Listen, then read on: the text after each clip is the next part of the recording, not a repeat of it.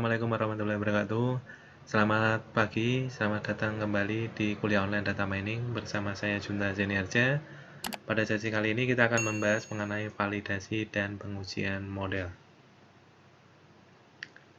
Untuk evaluasi atau validasi merupakan kunci ya dalam membuat aplikasi data mining. Karena kita tahunya bahwa aplikasi data mining tersebut bagus atau tidak, kita perlu mengevaluasi modelnya atau memvalidasi model tersebut. Ada berbagai macam, yaitu cara dalam melakukan evaluasi. Jika kita memiliki data yang kita gunakan dalam proses pelatihan, maka tidak langsung bahwa data tersebut bisa digunakan sebagai indikator keberhasilan aplikasi yang kita buat. Oleh karena itu, kita membutuhkan metode tertentu ya, guna memprediksi performa berdasarkan eksperimen untuk berbagai macam data selain data training tersebut. Sehingga faktor penting yang digunakan dalam evaluasi atau pengujian model yaitu kualitas datanya. Sebagian besar mahasiswa itu menggunakan data yang jumlahnya tidak terlalu banyak ya, datanya hanya sedikit. Sehingga itu akan mempengaruhi proses evaluasi modelnya. Seperti contohnya jika kita belajar dalam waktu hanya beberapa minggu dengan yang belajar sudah beberapa tahun ya, itu akan beda hasilnya. Sehingga kita seperti belajar di datanya semakin banyak itu kualitasnya akan semakin bagus ya untuk porsinya di data mining ini. Sehingga kalau datanya semakin banyak, untuk kualitas di pengujian model nantinya itu akan menjadi semakin baik. Dalam membandingkan performa antara berbagai metode yaitu pada machine learning merupakan permasalahan yang tidak mudah ya. Performa suatu metode biasanya diukur dari sejauh mana kemampuan metode tersebut dalam melakukan klasifikasi secara akurat terhadap data tertentu yang diuji. Di mana kebanyakan aplikasi data mining itu memerlukan biaya yang besar ketika ingin melakukan pengujian karena melibatkan data yang berukuran besar. Hingga saat ini tidak bisa dijumpai evaluasi yang pasti ya mengenai data mining, apalagi jika dipandang dari sisi filosofisnya. Sehingga satu-satunya teori yang benar adalah teori berdasarkan data atau theory of data. Untuk uji performance, untuk performance data statistik ya biasanya menggunakan 2 atau lebih metode untuk membandingkan. Dimana untuk metode yang digunakan untuk performance biasanya digunakan pada banyak dataset dan banyak parameter ya untuk nilai parameternya. Sehingga performance itu digunakan untuk mengukur yang pertama biasanya untuk mengukur nilai akurasi atau keakuratannya, kemudian digunakan untuk mengukur computational time-nya atau waktu komputasinya dan kompleksitasnya.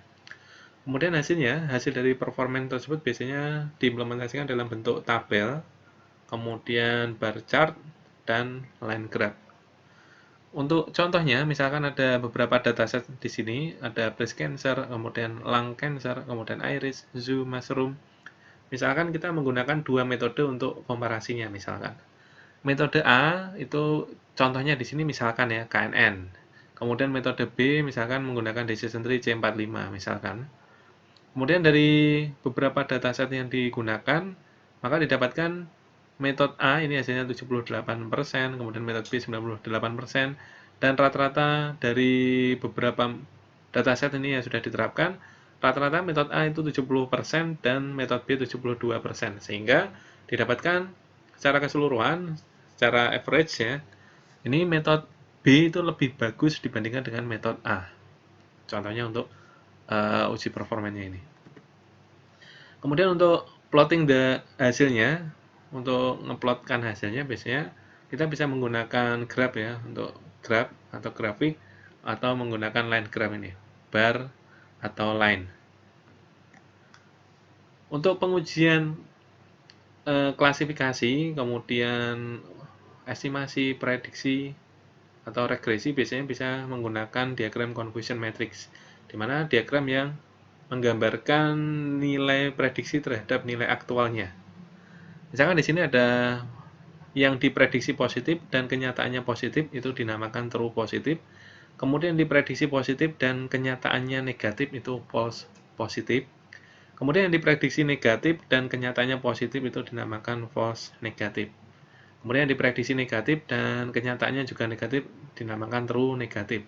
Dimana singkatannya TP itu true positif, TN itu true negatif, FP itu false positif, dan FN itu false negatif. Untuk menghitung akurasi, kita bisa mendapatkan caranya TP true positif ditambah true negatif. Jadi ini ya, TP ditambah TN dibagi semua datanya, yaitu TP plus FP plus FN plus TN. Ini untuk mendapatkan nilai akurasi. Kemudian untuk mendapatkan nilai recall, di sini ya recall yaitu true positif dibagi true positif plus false negatif untuk mendapatkan nilai recall. Kemudian untuk mendapatkan nilai precision yaitu true positif dibagi true positif ditambah false positif, itu untuk mendapatkan nilai presisinya. Kemudian untuk mendapatkan nilai F-measure itu 2 kali presisi dikali recall dibagi presisi dan recall. Sehingga untuk nilainya ini, nilai akurasi, recall, precision itu semakin tinggi ya, semakin tinggi maka menandakan bahwa performanya semakin bagus atau menandakan bahwa algoritma tersebut semakin baik atau semakin optimal. Misalkan kita ada contoh, misalkan dataset terdiri dari 1000 ikan dan 400 yang bukan ikan. Misalkan ada dataset jumlahnya 1400, di mana yang 1000 itu ikan dan 400 itu yang bukan ikan. Kemudian kita menggunakan algoritma Nash Bayes untuk mengklasifikasikannya secara otomatis, dan hasilnya didapatkan bahwa Nash Bayes ini berhasil mengklasifikasikan 700 ikan secara tepat dan 250 bukan ikan secara tepat ya. Kemudian pertanyaannya adalah berapa persen akurasi dari eksperimen di atas. Untuk mendapatkan nilai akurasi, tadi rumusnya ya, true positif ditambah true negatif dibagi semua datanya ini. Sehingga di sini yang diprediksi true ya, ikan, kenyataannya juga ikan ada 700, maka 700 ditambah yang diprediksi bukan ikan, kenyataannya ternyata juga bukan ikan, itu ada 250. Sehingga dibagi semua datanya ada 1400. Sehingga didapatkan nilai akurasinya dari algoritma Nash Bayes ini dalam mengklasifikasikan ikan, hasilnya adalah 68%. Kemudian untuk mendapatkan nilai recall-nya, kita hitung di sini ya, diagram confusion matrix-nya. Yang tadi yang diprediksi ikan, ternyata kenyataannya juga ikan, ini 700. Kemudian diprediksi bukan ikan, kenyataannya juga bukan ikan, ada 250. Kemudian jumlah ikannya ini ya, jumlah ikannya itu ada 1000 ya. Sehingga kalau ini 700, sisanya ada 300. Yang jumlah bukan ikannya ini ya, kenyataannya yang bukan ikan, karena ini 250, maka sisanya ada 150. Kemudian untuk mendapatkan nilai recall tadi didapatkan dari sini ya. True positif dibagi true positif plus false negatif. Maka di sini adalah 700 dibagi 700 tambah 300. Maka hasilnya adalah 70% untuk nilai recall-nya. Kemudian untuk nilai presisi didapatkan dari true positif dibagi true positif tambah false positif di sini ya. Maka hasilnya adalah true positif 700 ditambah 700 tambah 150. Maka hasilnya adalah 82%. Sehingga algoritma Nash Bayes ini dalam mengklasifikasikan ikan itu akurasinya adalah 68%, kemudian recall-nya 70% dan presisinya 82%.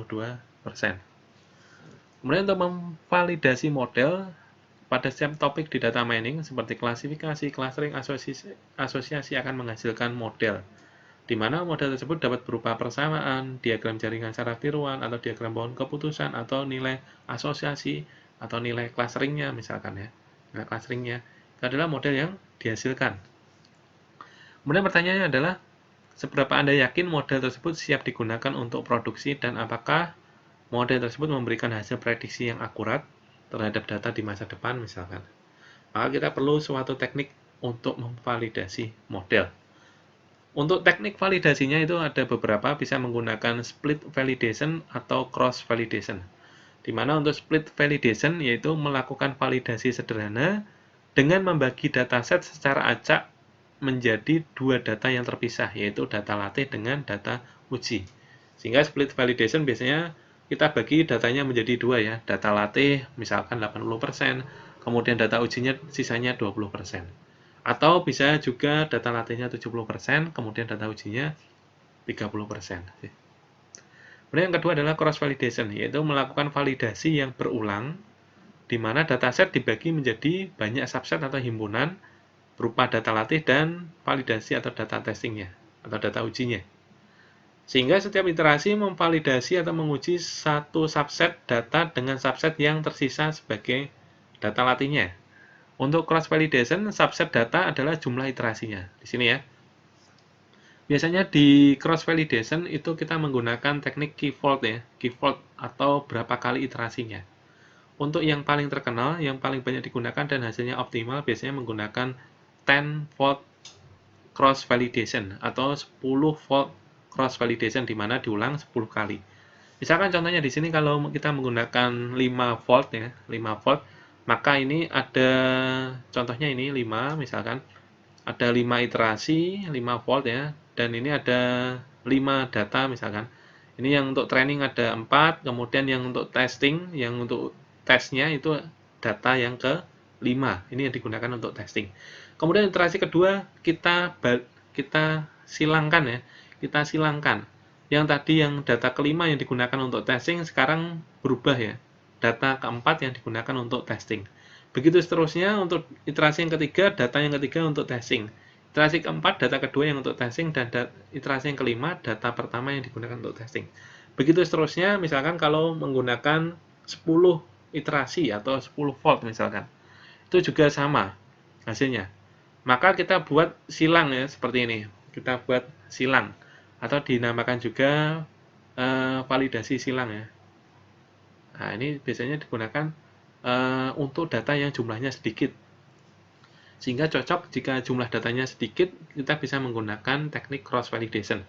Kemudian setelah dilakukan beberapa iterasi, kemudian kita rata-rata ya untuk nilai akurasinya.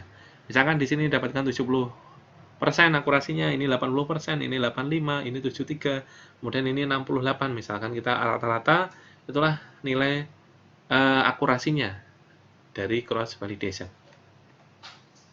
Tadi untuk split validation kita mengenal training error dan testing error. Ini kalau kita membangunnya menggunakan rapid manner ya, software rapid manner, kita menggunakan training error dan test errornya, di mana training error didapatkan dengan menghitung kesalahan klasifikasi model pada data yang sama dengan model yang sudah dilatih. Sedangkan test errornya didapatkan dengan menggunakan dua data yang sepenuhnya terpisah ya, dari satu untuk melatih model atau data latihnya, dan lainnya untuk menghitung kesalahan klasifikasi atau data ujinya. Kedua dataset harus memiliki nilai label yang sama. Kemudian untuk cross validasi, bisa jadi sampel acak yang dipilih pada split validation tidak begitu acak ya, karena terutama jika hanya memiliki dataset yang jumlahnya sedikit tadi. Jumlah yang sedikit datanya itu bisa digunakan cross validation, atau cocok jika datanya hanya sedikit bisa digunakan untuk cross validation. Dalam kasus tersebut, tes error yang dihasilkan mungkin kurang mewakili dari akurasi modelnya. Dari permasalahan tersebut, ide yang muncul adalah mengulangi sampling ya, data uji beberapa kali dan menggunakan sampel yang berbeda untuk setiap kali pengujian tadi ya, dibalik-balik. Misalkan yang sebelumnya training digunakan untuk testing, yang sebelumnya testing digunakan untuk training kembali. Cara ini disebutkan cross validation. Contohnya tadi ya seperti ini. Kita ubah data kelima untuk testing, data keempat untuk testing, data ketiga untuk testing, begitu seterusnya ya untuk iterasinya yang digunakan di cross validation. Kemudian ini untuk cara membangunnya di software rapid manner misalkan ya. Untuk cross validation menggunakan blok cross validation, kemudian kita bisa menentukan menggunakan berapa volt, misalkan 10 volt atau 3 volt atau 5 volt. Biasanya digunakan yang terbaik adalah menggunakan 10 ya, 10 volt. Nah, di sini bagi training dan testing, trainingnya untuk algoritma yang digunakan, kemudian testingnya adalah menggunakan modelnya ini ya, di-apply modelnya ini, kemudian diukur performanya. Kemudian untuk split validation dan cross validation ini tadi bloknya untuk split validation seperti ini, kemudian cross validation di dalamnya seperti ini. Kemudian dalam pengujian statistik kita mengenal juga untuk pengujian yang parametrik dan non-parametrik. Di mana parametrik ini biasanya digunakan untuk normal distribusi ya. Contohnya adalah t-test dan ANOVA. Kemudian untuk non-parametrik biasanya tidak selain pengujian di parametrik, di mana dia tidak mengenal normal distribusi, mengabaikan ya semua yang ada di parametrik, digunakan untuk small sample, kemudian contohnya adalah Wilcoxon atau Fruitman test misalkan. Kemudian kita masuk ke implementasi Python-nya, yaitu kita mencoba untuk memvalidasi dan pengujian model menggunakan Python. Ya, kita masuk ke Python-nya untuk implementasi, evaluasi, dan pengujian modelnya. Di mana dalam hal ini saya akan mencoba mengevaluasi logistic regression ya, model using keyword cross validation. Di mana contohnya di sini saya mengambil sumber dari sini ya, machinelearningmastery.com. Kemudian untuk penggunaan fault di sini kita menggunakan 10 ya, 10 fault cross validation. Langkah yang pertama adalah kita import library yang diperlukan di sini. Kita import library-nya dari NumPy, kita ambil yang min ya, untuk mencari rata-rata, kemudian standar deviasinya kita ambil dari library NumPy. Kemudian untuk membuat dataset ya, nanti kita buat dataset 1000 dataset, kita ambil dari scikit-learn dataset ini sini, kita ambil yang make classification. Kemudian untuk key fault-nya kita ngambil dari scikit-learn di model selection. Kemudian untuk cross file score-nya untuk mengambil nilai skor dari cross validation-nya kita ngambil dari scikit-learn model selection. Kemudian untuk model logistic regression-nya kita ambil dari linear model ya di scikit-learn. Kemudian langkah yang pertama adalah kita buat datasetnya.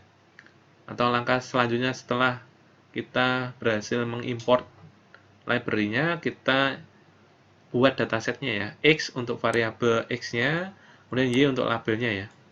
Kita buat make classification, kita ambil 1000 sampel, kemudian fiturnya ada 20, kemudian informatifnya 15, redundannya 5, dan random state-nya 1. Kemudian setelah itu kita prepare untuk cross validation-nya ya, untuk function cross validation-nya.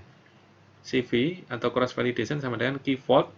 Kita tentukan 10 ya. Di sini parameternya 10 untuk 10 fault cross validation. Kemudian random state-nya 1, shuffle-nya true ya. Kita acak ya, shuffle-nya true. Kemudian kita buat modelnya. Di sini model yang kita gunakan adalah logistic regression. Kemudian kita evaluasi modelnya untuk kita simpan di dalam score di sini ya. Cross file score model X, Y, kemudian scoringnya akurasi, kemudian ini diambil yang CV tadi, dan end job-nya -1. Kemudian setelah dievaluasi modelnya, kita buat report performanya ya. Kita menampilkan hasil akurasinya berapa dari 1000 data ini menggunakan logistic regression ya. Kita ambil nilai akurasinya berapa, kita ambil 3 angka di belakang koma dari tipe datanya float. Kemudian kita ngambil skor rata-ratanya, karena ini ada 10 kali pengujian ya. Mungkin nanti ini akan menghasilkan 10 kali nilai akurasi.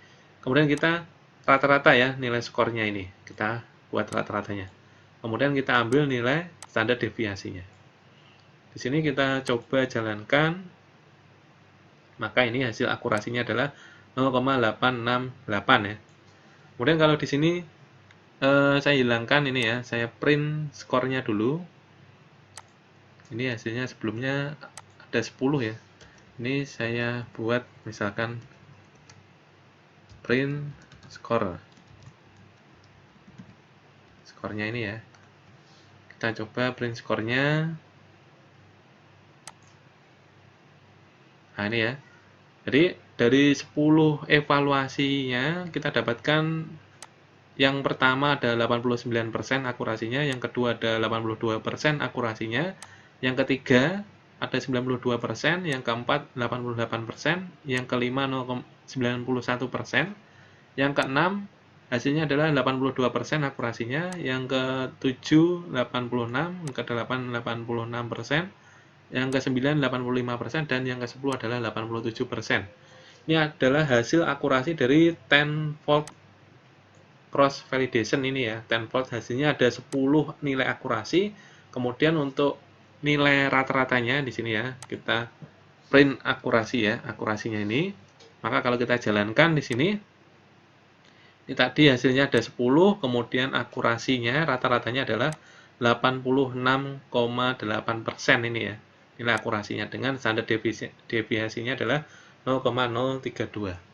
Ini adalah penerapan cross validation, yaitu menggunakan 10 ya, 10 volt cross validation. Ini adalah contoh yang pertama, saya ambil dari sini ya, machinelearningmastery.com. Kemudian untuk contoh yang selanjutnya, yaitu yang untuk akurasi ini. Contoh yang kedua, kita mencoba untuk import pustakanya ya. Pustaka yang pertama kita ambil dari NumPy. Kemudian yang kedua, kita ngambil untuk function akurasi skornya. Untuk menghitung akurasinya, yang itu kita ambil dari scikit-learn.matrix. Kemudian untuk menampilkan gambar confusion metric ya. Di sini kita akan menggunakan confusion metric. Tabel confusion metricnya kita ambil dari classification report yang diambil dari scikit-learn.matrix. Kemudian yang selanjutnya kita buat data prediksi dan targetnya. Ini targetnya atau labelnya yaitu data aktualnya ya, data realnya aktualnya, kemudian ini data hasil prediksinya. Misalkan kenyataannya, kemudian prediksinya 1 kenyataannya 1, maka benar ya. 1 prediksinya, kenyataannya 1, ini benar misalkan ya. Dari hasil prediksi dan targetnya, kemudian kita hitung akurasinya ya. Kita print classification report. Nah, ini untuk menampilkan diagram confusion matrixnya dari nilai target dan prediksinya. Kemudian kita buat hitungannya, akurasi sama dengan akurasi skornya dari target dan prediksi. Kemudian kita tampilkan akurasi sama dengan round ini ya. Dari akurasi kita ambil 2 angka di belakang koma. Nah, ini kemudian kita jalankan.